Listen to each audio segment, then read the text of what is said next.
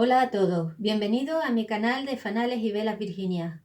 Hoy vamos a hablar un poco sobre la estearina de palma. La estearina de palma es un aditivo que se utiliza para mezclarlo con la parafina para que las velas obtengan una mayor dureza y goteen menos. Pero aparte de eso, la estearina de palma también se puede utilizar sola para hacer velas. Aquí tengo dos ejemplos. Tengo esta pequeña vela, está hecha solo con estearina de palma. Peculiaridades, su dureza y su aspecto. ¿Veis? Parece piedra.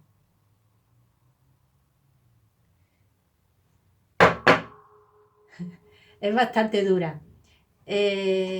Una peculiaridad que tiene también la estearina de palma es que cuando utilizamos algún tipo de tinte, el color sale más vivo y más fuerte que si solamente utilizáramos parafina. Tiene un quemado intenso y muy suave, las dos cosas al mismo tiempo. No suelta residuos, porque podríamos decir que es una vela ecológica. Esto, como todos sabemos, la parafina es un derivado del petróleo, pero la estearina de palma en este caso es un derivado de una planta, de la planta de la palma. Entonces, vamos a ver cómo es el quemado para que os hagáis una idea. Aquí, como veis, tengo un pequeño decopás, pero esto lo trataremos en otro vídeo más adelante.